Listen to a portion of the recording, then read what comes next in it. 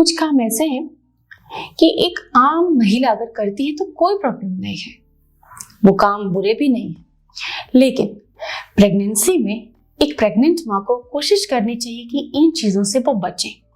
क्यों? क्योंकि प्रेगनेंसी एक स्पेशल स्टेज होती है। इस समय आपको एक सुंदर सा मन या मानसिक स्थिति चाहिए, एक बहुत अच्छा सराउंडिंग चाहिए। तो कुछ चीजें हैं, समझें उनको। अगर आपके साथ हो रही हैं, इंट्रोस्पेक्ट करें, और अगर ये चीजें आपको प्रभावित कर रही हैं तो उनको आप छोड़ सकते हैं। Hello and welcome you all to YouTube mom channel. यहाँ पर हम बात करते हैं प्रेगनेंसी केयर की। ट्यूसडे स्पेशल एपिसोड में हम बात करते हैं पोस्टपार्टम एंड न्यूबॉर्न केयर की, और आज हम बात करने वाले हैं कुछ स्पेशल बातों की जो हार्ट टू हार्ट होती हैं, और ये बातें आपको बहुत ही फायदा पहुंचा सकती हैं। ये बातें कैसी लगी, ये टिप्स आपको कैसे लगी, नीचे कमेंट में आप लिखते जाएं। सबसे पहली चीज, क्या छोड़ देना चाहिए आपको।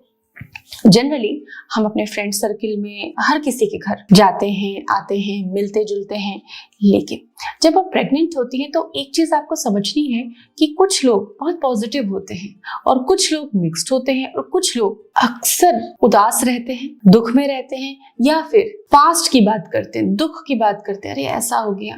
तो ध्यान रखें कि जो पॉजिटिव लोग हैं आप उनके घर जाएं, उनको बुलाएं, उनसे मिलें, उनसे बातचीत करें। लेकिन जो भी मिक्स्ड या थोड़ा पास्ट की तरफ बात करने वाले लोग हैं, अपने दुखों की चर्चा करते हैं कि हमारे साथ तो ये हो गया, वो हो गया, ऐसे हो गया, अगर ऐसे बात करने वाले लोग हैं तो प्लीज प्रेगनेंसी के लिए, प्रेगनेंसी के रिलेशन में उनसे दूरी रखें, क्योंकि ये लोग आपके भावनाओं को प्रभावित करेंगे। आपको कहीं ना कहीं उनसे कुछ ना कुछ नेगेटिव फीलिंग्स उधार में मिल जाएगी, और ये आपकी प्रेगनेंसी को प्रभावित कर सकती है। प्रेगनेंसी में मन बहुत विचलित रहता है, बहुत ज्यादा थॉट आते हैं, अजीब अजीब बातें सुनने को मिलती है बहुत सारी महिलाओं को। तो ऐसे में हम क्या करें? तो ऐसे में एक आइडिया है जो आपको सारे स्ट्रेस को खत्म कर सकता है, वो है क्रिएटिव काम। जब भी आप कोई क्रिएटिव काम करते हैं आप सब भूल जाते हैं, फिजिकली, मेंटली आप पूरी तरह से उसमें इन्वॉल्व रहते हैं। कोई भी आर्ट, चाहे गार्डनिंग हो, चाहे एम्ब्रॉयडरी वर्क हो, चाहे पेंटिंग का वर्क हो, कोई भी आर्ट वर्क आपको आता हो, नहीं आता है तो आप सीख भी सकती हैं उस समय छोटी मोटी चीजें।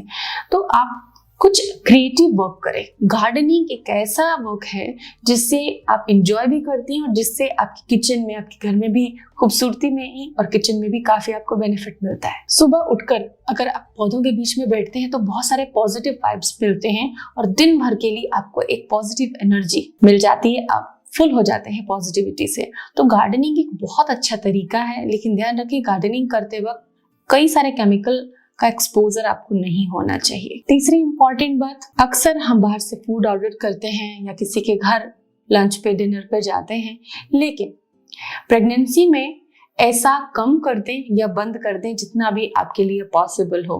बिकॉज प्रेगनेंसी में जो भी आप फूड प्रिपेयर करते हैं वो शुद्ध चित्त से, यानी कि शुद्ध मन से, प्रेम से बना हुआ होना चाहिए, शुद्ध तरीके से बना हुआ होना चाहिए।